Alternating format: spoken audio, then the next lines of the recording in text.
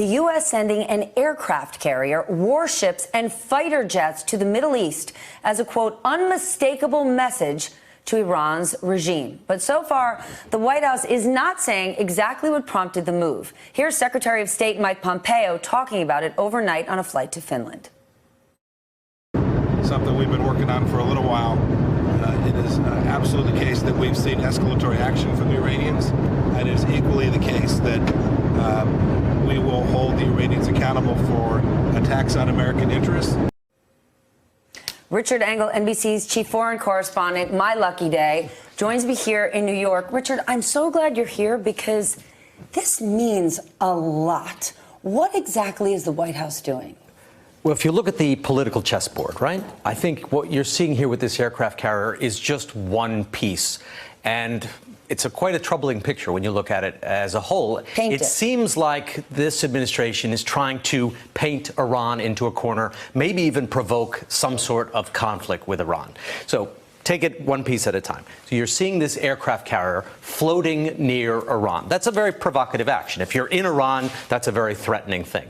Then why... Isn't that like me going 1 inch away from your face going, hit me? Come on, hit me. More or less, yes. And then the reason the White House is saying it, and anonymous defense officials, is that they say this is to prevent Iran from carrying out an attack. So to go back to your analogy, it's putting your face 1 inch from Iran and saying, I'm doing this, so that if you don't hit me or you hit me, I can hit you right back.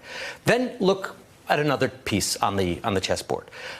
The U.S. just increased sanctions on Iran, tightened sanctions on Iran, denying Iran to really sell its oil around the world, threatening Turkey, India, China with sanctions if they do any business with Iran. So you're floating this aircraft carrier in front with the threat that should anything happen to American interests in the region, we're going to whack you.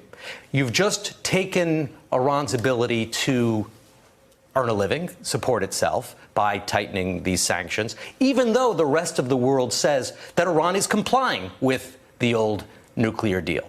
Then another chess piece. Look at the timing. This comes right after the Israeli Prime Minister Netanyahu got reelected by the skin of his teeth, and the Saudis would like this. The Saudis are very close to the Trump administration. Bolton is an Iran hawk who is giving speeches for the MEK. John, help me understand John Bolton as he relates to Iran. So there are several Iran hawks, people in this administration who have for years been speaking about, been advocating for a hard line against Iran, if not direct violence against Iran and regime change in Iran. Rudy Giuliani has been one of them. John Bolton has been another. And they have spoken at gatherings sponsored by the MEK. The MEK used to be a terrorist organization. It was taken off the terrorist list. Iran certainly considers it a terrorist organization. And you go to these speeches. Generally, the MEK gives you money to appear at these speeches. And you talk about regime change in Iran.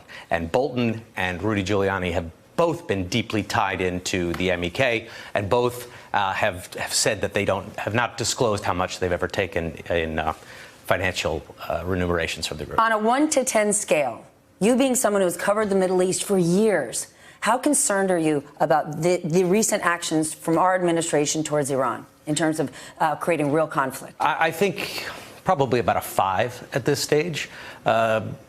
There's a lot of time between now and the next elections, just under 2 years we're looking at.